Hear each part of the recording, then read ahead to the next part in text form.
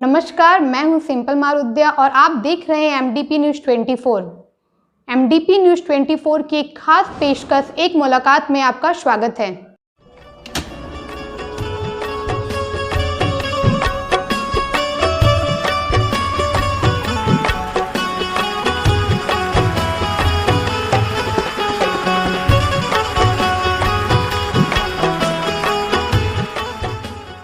MDP news 24 की खास पेशकश एक मुलाकात में आप सभी का स्वागत है। और आज हमारी टीम आ पहुंची है सारट। आज हम आपको एक ऐसे व्यक्तित्व से मिलाने जा रहे हैं जिनकी चर्चा होने से गरीबों के चेहरे पर खुशी की लहर दौड़ जाती है। आप हैं हमारे साथ सारट के विधायक रणधीर सिंह जी। उनसे हम बातें करेंगे, जानेंगे उनसे जुड़ी कुछ अच्छी बातें। रणधीर जी, आपका स्वागत है एमडीपी न्यूज़ 24 में। जी नमस्ते।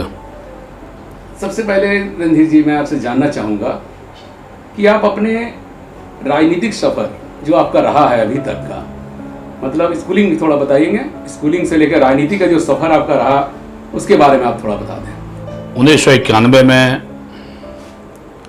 देवघर कॉलेज देवघर का मैं स्टूडेंट था। उसी समय मेरे पिताजी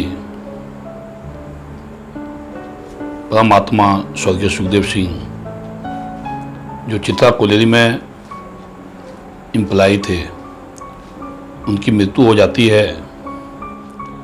और फिर घर का बड़ा बेटा होने के नाते अनुकंपा पर उनकी नौकरी ईसीएल चित्रा कॉलेज में मुझे मिली। 1 साल तक मुझे जो अंडर एज रहने के चलते मुझे वेट करना पड़ा और नवंबर 92 में मुझे चित्रा कॉलेज में नौकरी में योगदान हुआ। और उस समय से नौकरी में रहते हुए 1995 में मैं भारतीय मजदूर संघ से जुड़ गया। भारतीय मजदूर संघ देश का सबसे बड़ा मजदूर संगठन, और उस संगठन का एरिया का SP mines Chitra college area का मुझे सचिव का दायित्व दिया गया 1995 में। वहीं से मेरा जिंदगी का टर्निंग पॉइंट है।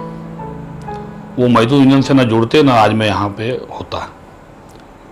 उस समय हमारे डॉक्टर बसंत कुमार राय जी, कुमार अर्जुन सिंह, आदरणीय केसी तिवारी, ऐसे कई बड़े मजदूर नेता, हालांकि आज कुमार अर्जुन सिंह और आदरणीय केसी तिवारी दुनिया में नहीं है, लेकिन डॉक्टर बसंत राय आज भी कोयला खदान और भारतीय मजदूर संघ के राष्ट्रीय नेता हमारे हैं। उन्होंने मुझे भारतीय मजदूर संघ में लाया। और मेरे यूनियन में आने के पहले चित्रा कॉलेज में INTUC, Jharkhand Mukti Morcha, communist, C2, HMS आदि यूनियन का वर्चस्व था। फिर मैंने मजदूर यूनियन में आने के बाद काफ़ी मेहनत किया। 1995 से लेके 2009 का पहला चुनाव लड़ने तक मेरा 14 साल का जो सफर रहा ईसीएल चित्रा कॉलेज में एम्प्लॉय रहते हुए लगातार चित्रा कॉलेज के मजदूरों की समस्या को लेकर आंदोलन करना और उन्हें उनका वाजिब हक दिलाना। फिर धीरे धीरे मुझे संथाल परगना जोन का जनरल सेक्रेटरी बनाया गया। फिर देवघर जिला का भारतीय मजदूर संघ का महामंत्री भी मुझे बनाया गया। और फिर मैंने प्रखंड के आंगनबाड़ी मजदूरों की समस्या, महिलाओं की समस्या, चाहे ठेला मजदूर हों, रिक्शा चालक हों, पत्थर खदान से जुड़े हुए मजदूर हों, कोयला खदान के मजदूर हों, असंगठित मजदूर हों, इन सब की लड़ाई में लड़ते लड़ते धीरे धीरे मेरी पॉपुलैरिटी क्षेत्र में बढ़ी। अब फिर क्षेत्र के लोगों का एक सुझाव आया कि आपको राजनीति में आना चाहिए। मैंने भी देखा कि सारट विधानसभा क्षेत्र में सिर्फ 2 ही ऐसे शख्सियत थे जो लगातार यहाँ पे चुनाव हारते जीतते थे। जनता यहाँ से तंग आ चुकी थी और लोगों की मांग को देखते हुए, मजदूरों की मांग को देखते हुए, क्षेत्र के वासियों की मांग को देखते हुए 2009 में पहली बार मैं निर्दलीय से चुनाव लड़ा इस क्षेत्र से। उसमें मैंने नौकरी से त्यागपत्र भी दिया। और मैं आपको बता देना चाहता हूँ आपके चैनल के माध्यम से कि उन दिनों मेरा ट्रांसफ़र 2007 में मेरा ट्रांसफ़र यहाँ से बंगाल कर दिया गया, यहाँ के हमारे राजनीतिक प्रतिद्वंदियों के द्वारा। फिर वहाँ से राजमहल ललमटिया कर दिया गया ताकि मैं राजनीति छोड़ दूँ, यूनियन छोड़ दूँ। इस कालखंड में मुझे 19 बार जेल भेजा गया कई एफआईआर दर्ज हुई मेरे ऊपर मजदूरों को आंदोलन को लेकर। जो मैं नौकरी कर रहा था, मेरे नौकरी कार्यकाल में मुझे जितना भी प्रमोशन मिला था, उन सारे प्रमोशन से मुझे डिमोशन करवाया गया। सीबीसी और सीबीओ को मेरा कंप्लेन लिखकर और फिर जांच कराकर अननेसेसरी मेरे ऊपर अत्याचार हुआ और मुझे नौकरी से एक्स्ट्रा ग्रेड बी से जो 5 प्रमोशन हमने लिया था, फिर पूरा जनरल मजदूर मुझे बना दिया गया। फिर भी हमने हिम्मत नहीं हारी और हमने क्षेत्र नहीं छोड़ा, मजदूर को नहीं छोड़ा, जनता को नहीं छोड़ा। फिर 2009 में मैंने नौकरी से त्यागपत्र देकर फिर निर्दलीय चुनाव लड़ा और एक अच्छा मार्जिन वोट मुझे मिला। भले मुझे चुनाव हार गया, मैं तीसरे नंबर पर रहा, लेकिन अब ये चुनाव हारने के बाद फिर कुछ दिन के बाद ही आदरणीय बाबूलाल मंडी जी का फोन आया मेरे पास, क्योंकि ये सीट जदयू के कोटा में चली जाती थी। अब मैं उन्हें भारतीय मजदूर संघ के नाते में भारतीय जनता पार्टी से 2009 में चुनाव का मैंने टिकट का ट्राई किया था। ये सीट जदयू के कोटा में चली गई और फिर मैं निर्दलीय चुनाव लड़ा, क्योंकि मेरी तैयारी पुख्ता थी। फिर चुनाव हारने के बाद बाबूलाल मंडी जी का फोन आया। फिर बाबूलाल मंडी जी ने मुझे कहा कि तुम झारखंड विकास मोर्चा में आ जाओ, अच्छा मार्जिन वोट लाए हो।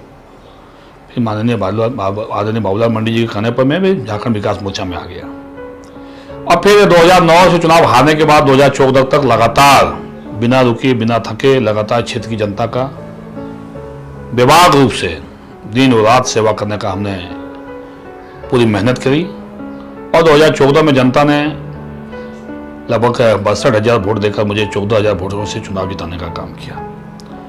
चुनाव जीतने के बाद फिर क्षेत्र की जनता के लिए और राज्य की जनता के हित में, झारखंड में जिस तरह का वातावरण चल रहा था, आप समझ देख ही सकते थे। आपकी लगातार कोई भी सरकारें बनती थी, सरकारें गिर जाती थी, राष्ट्रपति शासन लगते थे, निर्दलीय को मुख्यमंत्री बनाया जाता था। ऐसा जो यहाँ के परिपेक्ष चल रहा था कि लगातार सरकार बनाना गिराना 5 साल चल नहीं पा रहा, 5 नहीं चल पाया, तो मुझे लगा कि झारखंड में आदरणीय मुख्यमंत्री रघुवर दास जी के नेतृत्व में अच्छी सरकार बनी है और राज्य के विकास के लिए, अपने क्षेत्र के विकास के लिए।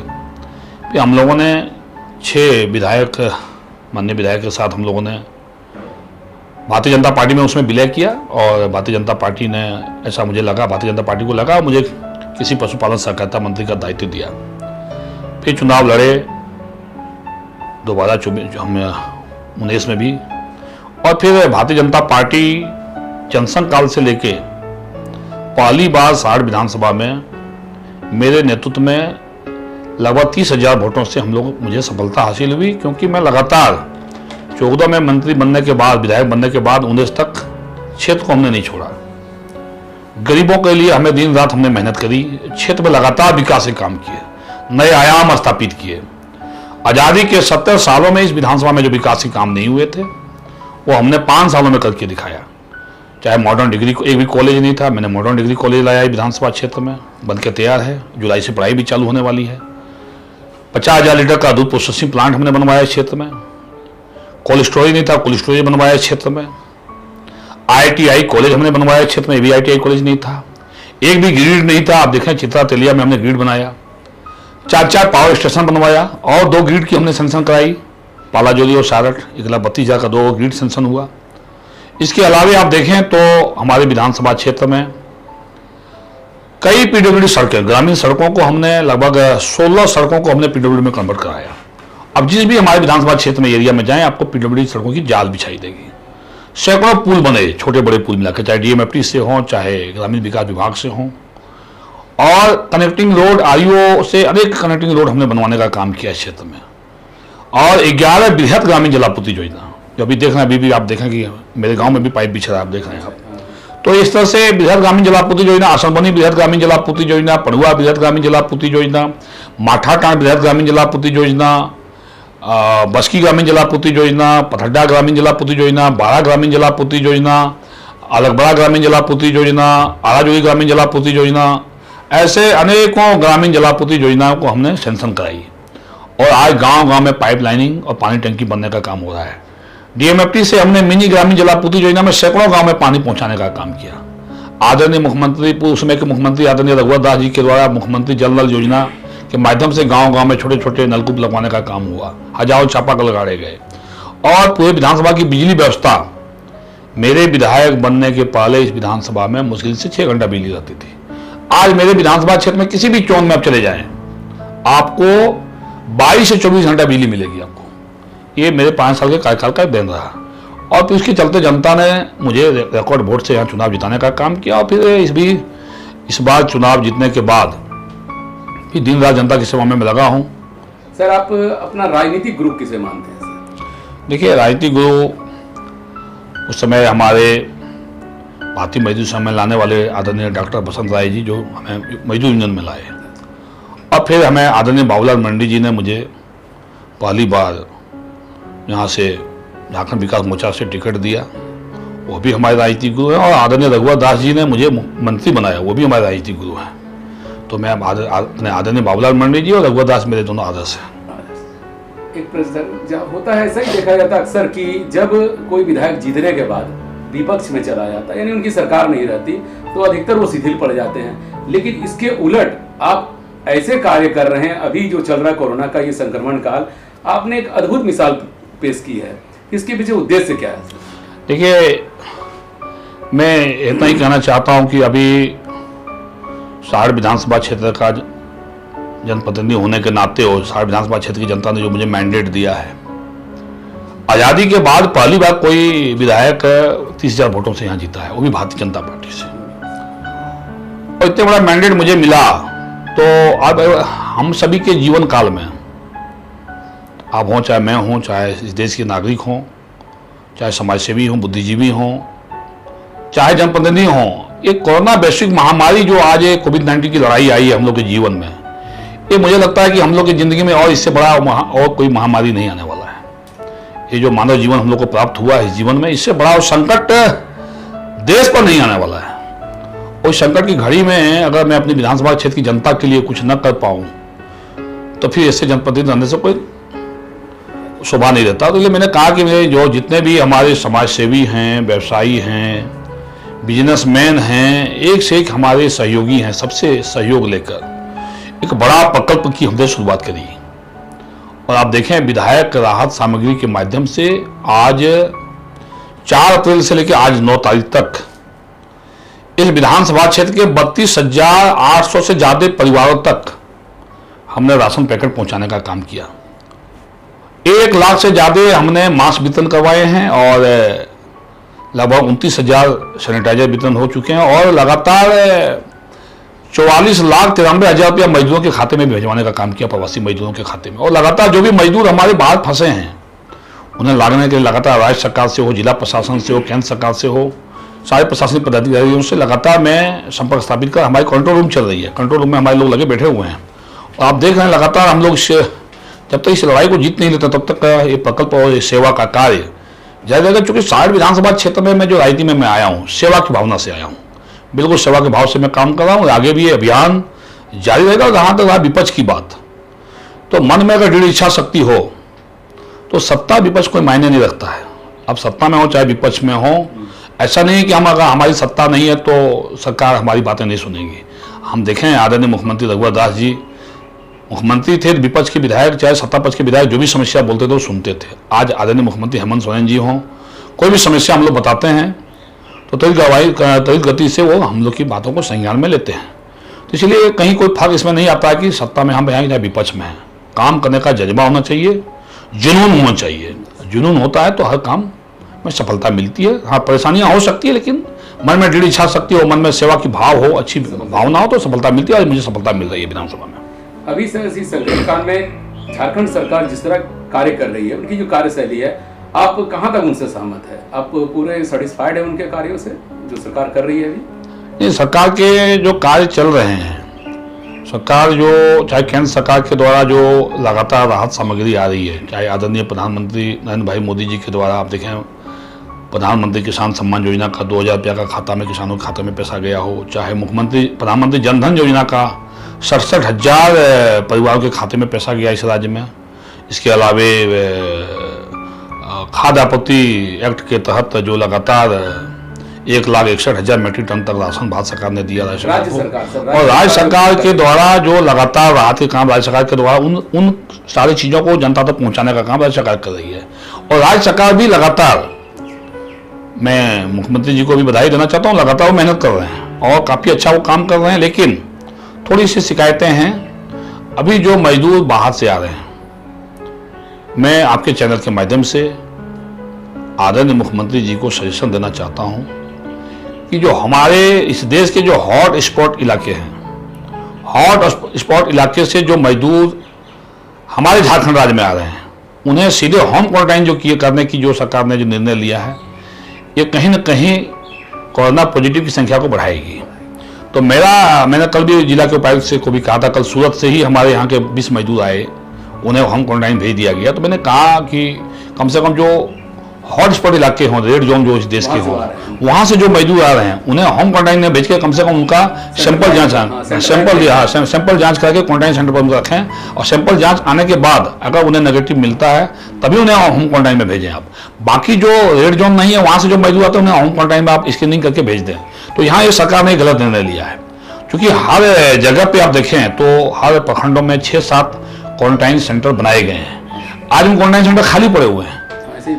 आप देखिए मेरे विधानसभा में भी हम लोग बैठे थे, हम लोग तो वो क्वारंटाइन सेंटर इसलिए बनाया गया कि भाई जो बाहर से लोग आएंगे, जब आपने रेट निर्धारित कर दिया कि 60 रुपया एक दिन का भोजन के लिए, उनका 60 रुपया आपने रेट निर्धारित कर दिया राज्य सरकार के द्वारा, तो आप मजदूर को भेजें क्वारंटाइन सेंटर में। अगर हम लोग जनप्रतिनिधि भी अपने तरफ से सहयोग लगाएंगे, हम लोग का विधायक निधि का पैसा आपको लेना है आप ले लें, लेकिन सीधे हॉट स्पॉट से आने वाले, रेड जोन से आने वाले मजदूर को आप होम क्वारंटाइन तब तक न करें जब तक उनका ब्लड सैंपल का जांच ना आ जाए कि वो पॉजिटिव है कि नेगेटिव है। यहाँ एक सरकार कहीं ना कहीं धोखा खाएगी। जैसे गढ़वा एक उदाहरण है, गढ़वा में कला 20 पलामू में, तो ये कहीं ना कहीं इस राज्य को एक कोरोना का एक हॉटस्पॉट जोन में भेजने का एक तरह से कहीं ना कहीं सरकार का ये निर्णय गलत आत्मघाती कदम होगा। इसलिए मैं माननीय मुख्यमंत्री जी से आग्रह करता हूं कि चैनल के माध्यम से कि वो इसमें ये सभी जिला प्रशासन को इंस्ट्रक्शन दें कि जो भी रेड जोन और हॉट स्पॉट इलाके से जो मजदूर आ रहे हैं उनको बिना सैंपल जांच किए हुए उन्हें होम क्वारंटाइन नहीं होने दें। सर, आप कृषि मंत्री रह चुके हैं, तो जो प्रवासी मजदूर वापस आ रहे थे ये काफी संख्या में वापस आएंगे, एक बड़ी संख्या है, तो निश्चित ही रोजगार के समस्याएं उत्पन्न होंगी।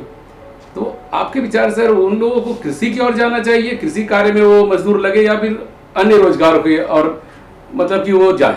देखिए अभी तो किधर जाना ठीक है? नहीं, दोनों तरफ से हमको तो कृषि कार्य में भी हमको लेके जाना है, और साथ ही साथ अभी जो हमारे जितने भी मनरेगा के तहत जो काम के दिन को आप बढ़ा दें, और नए नए रोजगार सृजन के लिए आप गांव में ऐसे कामों को चुनें जिन कामों से उन्हें ज़्यादा रोजगार मिल सके। तो आप कृषि के क्षेत्र में भी आप जल संचयन की योजना को लें ताकि जल संचयन में हमारे मजदूर लगें, पशुपालन क्षेत्र को बढ़ावा दें, मछली पालन को आप बढ़ावा दें, दूध उत्पादन के क्षेत्र में आप ज़्यादा काम करें, वानिकी के क्षेत्र में आप ज़्यादा काम करें, उद्यान के क्षेत्र में आप ज़्यादा काम करें, और अभी मशरूम की खेती हो, सोयाबीन की खेती हो, और इस तरह से अल्टरनेटिव खेती में हम मजदूर को जोड़ें। नहीं तो क्या हुआ कि चूंकि जो मजदूर बाहर से आ रहे हैं वो कहीं ना कहीं बराबर बाहर में काम कर रहे थे लगातार।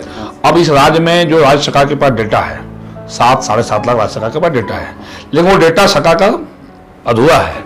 मैं आपको बताऊं, मेरे यहाँ दोनों प्रखंड विकास पदाधिकारी ने जो डेटा मुझे दिया उससे कई ज़्यादा मजदूर बाहर में फंसे हुए थे। जो हमसे लगातार वीडियो कॉलिंग से हमारे मजदूरों से हमारी बात हुआ, तो मुझे लगता है कि राज्य के कम से कम 15 लाख मजदूर बाहर में फंसे हुए हैं।